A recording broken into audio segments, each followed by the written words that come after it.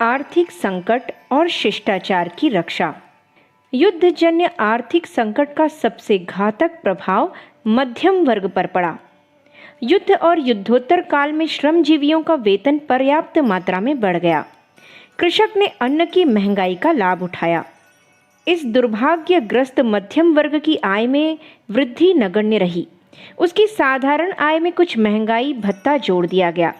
फलतः युद्धजन्य आर्थिक कठिनाइयों के विडंबर को सबसे भीषण रूप में मध्यम वर्ग ने अपनी ही छाती पर झेला। यह आर्थिक संकट मकान और भोजन की कठिनाई के रूप में सबसे स्पष्ट रूप में प्रकट हुआ। भोजन वितरण की व्यवस्था राशन द्वारा की गई और मकान के लिए समय समय पर भिन्न भिन्न नियम बनाए गए। अपने दैनिक जीवन का अधिकांश समय अपने अपने कार्यालयों में बिताने वाला मध्यम वर्ग दोनों ही व्यवस्थाओं का पूरा लाभ उठाने में असफल रहा और फलतः उसे आधे पेट भोजन और टूटे फूटे सड़े गले मकानों से ही संतोष करना पड़ा। कुछ काल तक उसकी आत्मा ने विद्रोह किया। कुछ दिनों तक उसे ग्लानि रही। कुछ दिनों वह अपना निवृत्ता पर खींच और आज वह निराशा और पराजित होकर कालचक्र द्वारा समय परिवर्तन की प्रतीक्षा कर रहा है। इस आर्थिक संकट के व्यापक प्रभाव के अंतर्गत सबसे दुखद मध्यम वर्ग का नैतिक पतन रहा। आज वह पहले की अपेक्षा कहीं अधिक असहिष्णु और अनुदार हो गया है। अब वह दिन जब कोई स्वजन, परिजन अथवा अतिथि उसके यहाँ पधारता है, उसके लिए शुभ नहीं। अब वह भोजन पर बैठते समय भूल कर भी यह नहीं सोचता कि कितना अच्छा होता यदि कोई अतिथि भी उपस्थित होता। सड़क पर निकट से निकट संबंधी से भेंट होने पर वह यही मानता है कि अच्छा हो यदि वह साथ घर न जावे और उसे उसकी दरिद्रता का परिचय न हो पाए। घर के द्वार पर किसी अतिथि का तांगा रुकते ही गृहपति के मस्तिष्क में न जाने कितनी समस्याएं चक्कर काटने लगती हैं। उसे क्या खिलाया जाएगा? अस्थायी राशन कार्ड बनवा सकता तो अच्छा होता। अतिथि बैठेगा कहाँ?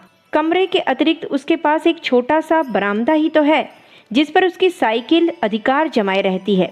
और लो, अतिथि महोदय तो बिस्तर भी नहीं लाए। जाड़े का मौसम है, कैसे प्रबंध होगा? इत्यादि। लोकाचार और संस्कार की कठिन जंजीर न होती तो संभवतः उसका विद्रोही हृदय आत्मग्लानि से भरकर कह उठता कि दया कीजिए, किसी धर्मशाला या सराय में आश्रय लीजिए। वहां भटियारिन कुछ पैसों में ही आपको संपूर्ण सुविधाएं प्रदान कर सकेगी। चलिए, आपको मंजिल तक मैं पहुंचाई देता हूं। बैठिए इसी तांगे पर। अरे मियाँ करीम, वहीं ले चलो कलकत्ते वालों की धर्मशाला में। रास्ते में नूर बेगम की सराय में, वहां 1 मिनट ठहर जाना। यह सब कह डालना और संभवतः कुछ इससे भी अधिक, पर यह सब नहीं कहता है। उसके मुंह से यह निकल भी नहीं सकता। उसका जन्म उस भारतीय परिवार में हुआ है जहाँ चिरकाल से अतिथि भगवान माना जाता है, जहाँ वसुधैव कुटुंबकम का सिद्धांत मंत्र बनकर गूंजा है, जहाँ का कण कण आत्मत्याग, उत्सर्ग और शिष्टाचार का पाठ पढ़ाता रहा है। यह सब संस्कार जो कभी उसके जीवन पथ पर कुसुम बनकर शांति और सौरभ का प्रसार करते थे, आज उसके लिए भार स्वरूप हो रहे हैं।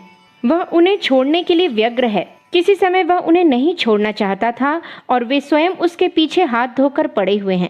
कैसी विचित्र है इन सूक्ष्म वृत्तियों की लीला।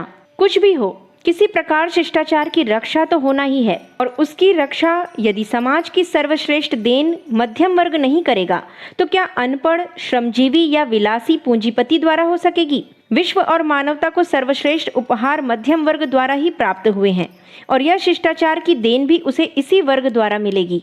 मध्यम वर्ग के अंतर्गत अतिथि भी हैं और स्वागत करने वाले गृहपति भी। यदि दोनों समय और स्थिति के अनुकूल अपने में परिवर्तन कर लें, कुछ अधिक व्यवहार कुशल बन सके तो संभव है कि शिष्टाचार इस आर्थिक संकट के आक्रमण को साहस पूर्वक झेल सके। इस प्रयास में निम्नलिखित परामर्श क्रमशः अतिथियों और गृहपतियों के लिए सहायक हो सकेंगे। पहला, अतिथियों को चाहिए कि अपने साथ भोजन की कुछ न कुछ सामग्री अवश्य रखें। 2-1 दिन से अधिक रुकना हो तो किसी भोजनालय में अपना प्रबंध कर लें। गृहपति अधिक आग्रह करे तो अस्थायी राशन कार्ड की व्यवस्था कर ले। दूसरा, मौसम के अनुकूल साथ में बिस्तर और कपड़े अवश्य रखें, चाहे 1 या 2 दिन ही रहना हो। तीसरा, जाने के पूर्व अपने आने की सूचना अवश्य दे दें। साथ में कौन कौन आएगा, कितने दिन ठहरना है, इसकी सूचना भी आवश्यक है। पत्र में यह भी लिख दें कि यदि स्थानाभाव के कारण आपको कोई कठिनाई हो तो मेरा प्रबंध किसी होटल या धर्मशाला में करवा दीजिए। चौथा, गृहपति से विनयपूर्वक यह कह दें कि भोजन तथा अन्य व्यवस्था में किसी प्रकार अनावश्यक व्यय या बाह्य दिखाने की आवश्यकता नहीं। ऐसा होते देख उसे मानसिक कष्ट होगा। पांचवा, इस सब के अतिरिक्त कम से कम यात्रा करने का नियम तो है ही। अधिक यात्रा का तात्पर्य आप और आपके साथियों को कठिनाई में डालना है। गृहपतियों को भी स्मरण रखना चाहिए कि पहला, अपनी विवशताओं का ज्ञान अत्यंत विनयपूर्वक अपने अतिथियों को करा दें और उसके लिए क्षमा मांग लें। दूसरा, भोजन और स्थान के अभाव को मधुर वचन और सद्व्यवहार से पूरा करने का प्रयत्न करें। तीसरा, ऐसा कुछ भी ना करें जिसके कारण उसे और उसके अतिथि को किसी भी समय ग्लानि हो। ऐसे अवसरों पर थोड़ी बहुत असुविधा भी हो तो उसे उदारतापूर्वक अंगीकार करें। वह यह स्मरण रखें कि आज वह गृहपति है, शायद कल उसे भी अतिथि बनना पड़े। आज तो वह कुछ दूसरे को देगा, कल वही दूसरे से पाने की आशा कर सकता है। यदि प्रतिकार की इच्छा न करे तो भी आतिथ्य द्वारा आत्मसंतोष तो वह पा ही चुका है। वस्तु स्थिति को बदलने वाले तो युग प्रवर्तक नेता और अग्रहित होते हैं और उस पद को पाने की तो सब में क्षमता भी नहीं। मध्यम वर्ग का साधारण प्राणी तो केवल अपने आप को स्थिति के अनुकूल बनाने का अधिकारी है।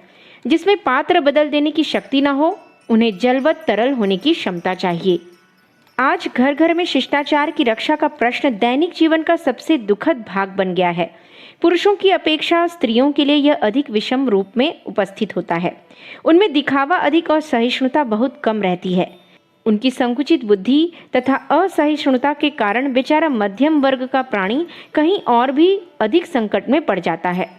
एक ओर तो अतिथि की मर्यादा निभाना और दूसरी ओर श्रीमती जी की चढ़ी त्योरियों की बौछार को झेलना। इन दोनों के बीच में खड़ा हुआ पुरुष करुणा का पात्र है।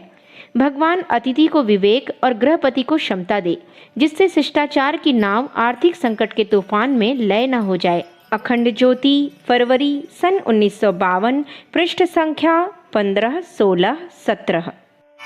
हमारे YouTube चैनल विचार क्रांति दूत अखंड ज्योति पत्रिका को सब्सक्राइब करें एवं अगली वीडियोस प्राप्त करने के लिए बेल आइकन दबाएं। धन्यवाद।